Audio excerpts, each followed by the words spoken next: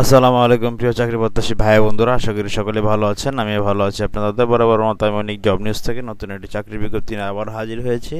আপনারা জানেন আমি সরকারি বেসরকারি এনজিও জব, ডিফেন্স জব, যে কোনো ধরনের চাকরির বিজ্ঞপ্তি কিন্তু আমি আমার চ্যানেলের মাধ্যমে প্রকাশ করে থাকি।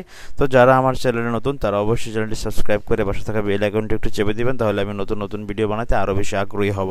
তো বন্ধুরা, স্ক্রিনে ইতিমধ্যে দেখতে পাচ্ছেন জেলা প্রশাসকের কার্যালয় পিরোজপুরে কিন্তু নতুন চাকরি সার্কুলার প্রকাশ করেছে www.pirojpur.gov.bd। তো যারা পিরোজপুর জেলার স্থায়ী বাসিন্দাগণ আছেন তারা অবশ্যই এই চাকরিতে আবেদনগুলো করবেন। তো আজকে পদসমূহ কী রয়েছে, কী কী সুবিধা রয়েছে, কীভাবে আবেদন করবেন, কত টাকা আবেদন ফি, কী যোগ্যতা রয়েছে, সব বিষয়ে আজকে আমি কথা বলবো। আপনাদের সামনে সব দেখিয়ে দিব। তো আপনার ভিডিওটি ধৈর্য সহকারে একটু দেখবেন।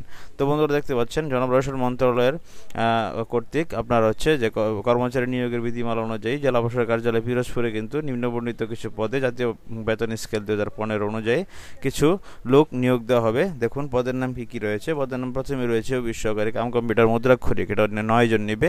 এই পদের জন্য স্বীকৃত বোর্ড হতে উচ্চ মাধ্যমিক সার্টিফিকেট বা সমমানের পরীক্ষায় উত্তীর্ণ হতে হবে। কম্পিউটার চালানোর অভিজ্ঞতা থাকতে হবে। স্প্রেডশিট ও প্রেজেন্টেশনে দক্ষতা এবং কম্পিউটারে word processing, data entry and টাইপিংয়ে প্রতি মিনিটে সর্বনিম্ন বাংলায় 20, ইংরেজিতে 20 শব্দের গতি সম্পূর্ণ হতে হবে।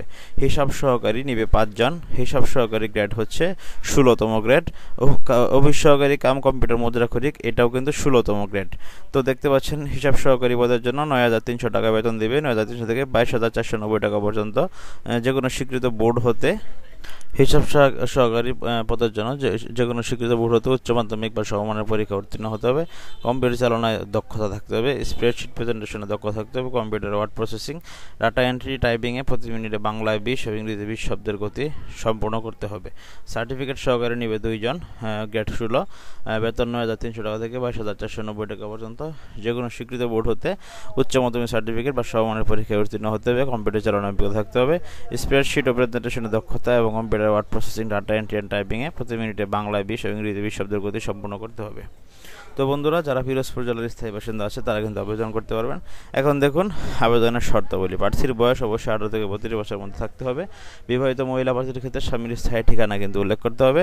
এই নিয়োগে কিন্তু ছেলে মেয়ে উভয়ই আপনারা আবেদন করতে পারবেন। যাদের বয়স 18 থেকে 32 বছরের মধ্যে রয়েছে, যারা শুধুমাত্র ইন্টারমিডিয়েট পাস করেছেন এবং কি আপনারা ভালো কম্পিউটার অভিজ্ঞতা রয়েছে। তো দেখুন এই নিয়োগের বিজ্ঞপ্তিতে বর্ণিত পদ পূরণে জনপ্রশাসন মন্ত্রণালয় কর্তৃক জারিকৃত জেলা উপজেলা নির্বাহী অফিসার কার্য কর্মচারী নিয়োগ বিধিমালা 2020 ও 5 মে 2020 সংশোধনী অনুসরণ করা হবে।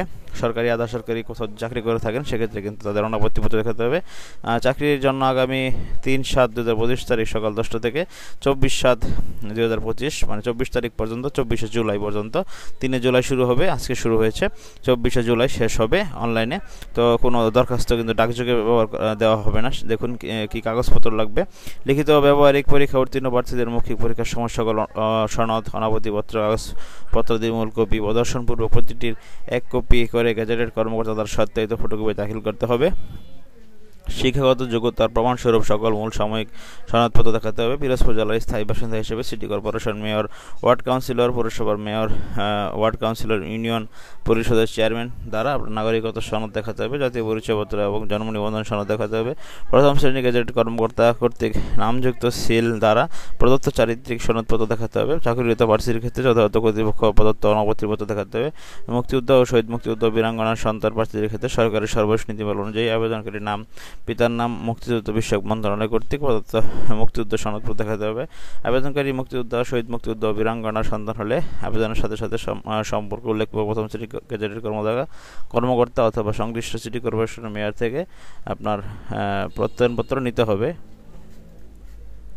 শারীরিক প্রতিবন্ধী ও তৃতীয় লিঙ্গের ক্ষেত্রে উপযুক্ত কর্তৃপক্ষ কর্তৃক প্রদত্ত সনদপত্র। ক্ষুদ্র নিগোষ্ঠীদের ক্ষেত্রে আপনার সনদপত্র দেখাতে হবে। আর ডাউনলোডকৃত অ্যাপ্লিকেন্ট কপি দেখাতে হবে। কম্পিউটার প্রশিক্ষণ সনদ দেখাতে হবে। নিয়োগের ব্যাপারে কোনো সুপারিশ তদবির কিন্তু গ্রহণ করা হবে না।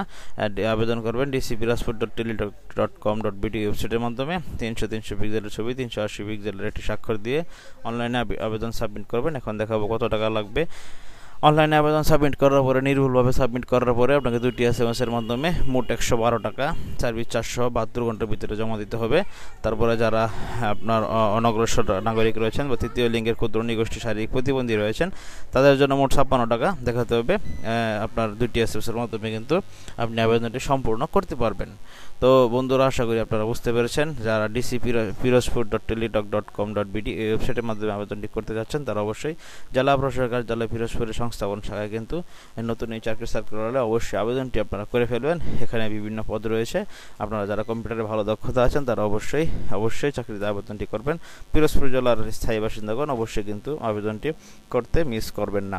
তো বন্ধুরা, এই ছিল আজকের মতো। ভিডিওটি ভালো লাগে থাকলে চ্যানেলটি সাবস্ক্রাইব করতে ভুলবেন না এবং কি পাশে থাকা বেল আইকনটি একটু চেপে দিবেন, তাহলে নতুন ভিডিও আপনার কাছে নোটিফিকেশন আকারে চলে আসবে, একদম নতুন হট ভিডিওগুলো। তো বন্ধুরা, ভালো থাকেন সকলেই।